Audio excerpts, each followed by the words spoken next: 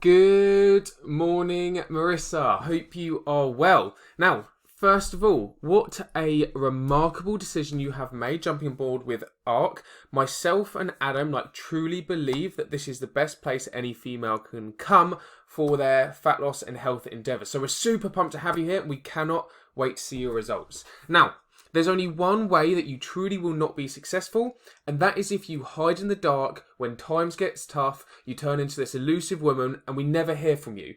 As long as you are speaking to myself, like you are reaching out to myself whenever there's struggles, and you're letting me help you overcome them, and you're implementing the actions, you will be successful. We have a proven formula here. That's why so many women come through this course and get great success, because they become coachable. So I just need you to make that promise to me that you will also become coachable and you will not hide in the dark. Now, I'm just assuming you're saying yes to that. So, what I'm going to do is I'm just going to shoot you this super simple video to get you to understand what you need to know right now to get started and be successful.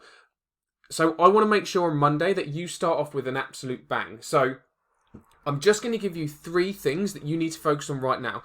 Now, you're with us for a long time, so I don't need to overwhelm anything. I just need you to understand the fundamentals right now. So think about it at the bottom of the pyramid. We need to get those foundations in place before we start adding in the other elements. Because essentially that's what so many people do in the fitness industry. They try and build upon the elements above without actually having the foundations in place. And that's why long-term success is never there for them. So as soon as we have that foundation, we can start adding in the elements, and then the success is just going to be out of this world.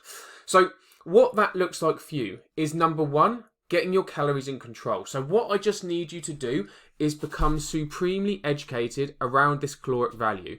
So I want you to put into your app either 2,200 or 2,300. That is up to you. It's your choice. Because right now, again, this is the foundations. This is the fundamentals of fat loss. And when you get that in place, then we can start to look into more nitty-gritty stuff. But right now, I just need you to get educated into what those calories look like.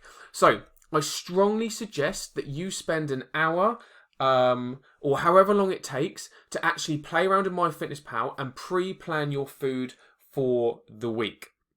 Now, that does 2 things. Number 1, it alleviates any stress that you have, because you then don't go into that week blindfolded. So I suggest, especially for Sunday, for you to actually sit in your MyFitnessPal for an hour on Sunday, pre-plan the rest of the week. Now, you may not, things may change, but that's okay, because at least you go into Monday knowing all you need to do is just pull up your app, look in your phone and be like, oh, okay, I just need to weigh my food and then consume it. Because you've already got that pre-planned. You alleviate any stress of going into the day blindfolded and not really knowing what you're going to eat, and then playing a game of trying to hit your calories and trying to hit your protein consumption. So pre-plan, it will literally make your life so much easier. That hour potential of stress of pre-planning, trying to get everything to fit in your nutrition, will alleviate a week's worth of stress of going into the day blindfolded and then feeling like a failure if maybe you miss your protein by a certain day or you miss your calories or whatever. So right now, it's just getting that education around calories, and that's what it's going to do. So number 1, it's going to alleviate any stress, and number 2, it's actually going to give you education to what those calories look like. Now, it's going to sound a bit weird and a bit shocking and against everything that you've probably heard right now, but I really do not care what you eat within this calorie guideline. I honestly don't care at this moment in time. Again, fat loss is all about a calorie deficit, no matter what food you eat. So as long as you are in that calorie deficit, that is fine.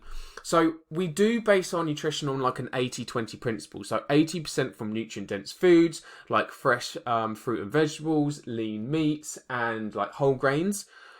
And then 20% of good foods that are good for the soul. So they could be chocolate, wine, whatever it may be to you. So just an example, 20% of that would obviously, so let's just base it on 2,200 calories, would be 440 calories. So 440 calories you can have from alcohol, chocolate, whatever it may be per day. And then 80% it wants to be from those nutrient-dense sources. But that's what we suggest. But if it's more like a 50-50, just while you're trying to find your feet, that is fine. We just need you to get that calorie in control first for satiation reasons. 2, The protein. So, number one, protein is the most satiating macronutrient out there. It makes you feel fuller for longer. So you are less likely to have these cravings if you can get your protein at a decent, adequate amount. Because it's so filling, like I said, it's going to lead to that satiation, which means you're less likely to overeat. Now, two, protein has the highest thermic effect of feeding, which basically just means that we burn more calories through the consumption of protein than any other macronutrient. So, as long as you stay within your calories and you hit between your protein requirement, you're going to be in a very, very, very good position. Like you would be surprised at the amount of women that say to us, I had no idea how filling protein was, and I can't believe I've never focused this on before. Because just getting that adequate amount of protein literally strips back any of those cravings. And actually, a lot of women say, like, when eating adequate amount of protein, they actually find it hard to hit their calorie requirements. So make sure you really focus on the protein again. And that is going to come with the pre-planning. So sitting in the app again, just looking what foods contain certain protein items. And then the third thing is steps. So here's the thing. People place their focus in that 1 hour gym session that they do a day. Like, no matter how sweaty it is, like, they think they've just deserved to be lazy for the rest of the day because they've had this real super sweaty gym session. But that hour workout people do per day only equates to about 5% of total calories burnt per day. Whereas our steps, so this is something we call NEAT, non-exercise activity thermogenesis, and that's stuff like NEAT is stuff like walking, fidgeting, like doing your day-to-day housework, and that equates to up to 20 to 25% of our total calories burnt. So logically, it makes more sense for us to place our focus in being as active as possible through our steps, rather than that 1 hour gym session we do a day. Now, this isn't me sitting here and saying that people shouldn't go to the gym, because it has so many benefits, from increasing bone mineral density, muscle mass, keeping our metabolism nice and high. But from a calorie burn perspective, we've got to be focusing on keeping active through our steps. Now, I've set you to start off with a weekly average of 8,000. So what that means is you could potentially have like a few 6,000 steps per day. But then you might find on the weekend you can go for a 15,000 walk.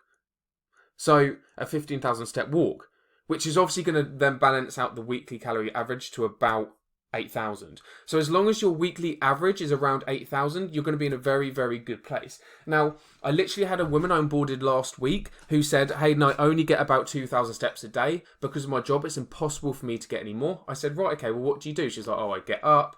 I then cook breakfast, drive to work. I then get into work for 12 to 14 hours. I then drive home, eat dinner, go to bed. And that's her routine. I was like, okay, are you open to getting up half an hour earlier? She was like, yeah, I can do that. I was like, okay, well, what I want you to do is get up half an hour earlier. And then I want you to drive somewhere that is 20 minutes away from your work. So obviously you want to have like some sort of free parking, but you want to drive somewhere that's 20 minutes away from work, and it's a 20-minute walk into work. She was like, okay. So instantly, just by her doing that action, she's now created 40 minutes a day of additional walking that she didn't have. Now, on top of that, I asked her, do you have a lunch break? She was like, well, yeah, depending on how busy I am, it could be half an hour to an hour. I said, okay, were you open to walking 10 minutes somewhere and then 10 minutes back, so like a 20-minute walk on your lunch break, just to like kind of clear your head and stuff? She was like, yeah, I've actually been thinking about doing that. So anyway, she added that in, and now I have now created an additional hour a day of walking that she didn't think that she had. And through the data that she's given me so far, that is an additional 8 to 9,000 steps per day in that hour. Now, because she doesn't just stay lazy for the rest of the day, she still walks to her car, she still walks up the stairs, she still walks to get coffee, she still walks to cook her foods and hang her washing out and stuff. She now gets about 12,000 steps per day, which is going to be an absolute profound difference on her fat loss journey. So there's definitely interventions we can put in place if you're currently struggling with steps. And I can't stress enough the importance of your results with being active. So that's the third thing I want you to work on. Now, the last thing I just want to touch up on is you spoke about the sleep. So our body works in half-hour cycles. So we go through 3 different cycles in our sleep. So our sleep cycle is 1 hour long. Ideally, we want to go through 3 cycles. at a minimum. So what I always get people to do, and I encourage them to do, is work out what sleep hours work best for them. So you're better to get 4.5 hours of sleep than 5.5 hours of sleep. Because that's midway through. If you had 5.5 hours, that's midway through a sleep cycle. Whereas 4.5 hours completes a whole sleep cycle. Do you get what I mean? So an hour and a half is a full sleep cycle. So you want to then go from there. So you either want to be getting pretty much like 4.5 hours sleep, 6 hours sleep, or 7.5 hours sleep. And they're going to be optimal because you've then completed a full cycle. So for you, work backwards. See what works best for you. So you said you get less than 6.5 hours sleep. 4.5 hours will be better than 5.5 hours because of that cycle. But ideally, strive for 6 hours at a minimum. Like you want to be getting 6 hours sleep as a minimum. Cool. So right now, because we've got so much time together throughout this course, just get your calories in check. Put that into my fitness pal that we were speaking about earlier. Now, get your protein in check. That's so important for satiation reasons, making you feel fuller for longer. And now let's get walking. Let's get our steps across this. Cool. If you have any questions, let me know. I want to make sure on Monday you start that day off with an absolute bang, feeling confident that you're going to crush that week. So if you do have any questions about this video, please let me know. And I'll be sure to help you out and make sure we start off Monday in the right place. Cool. Hope you have an amazing day, and I shall speak to you soon. Bye-bye.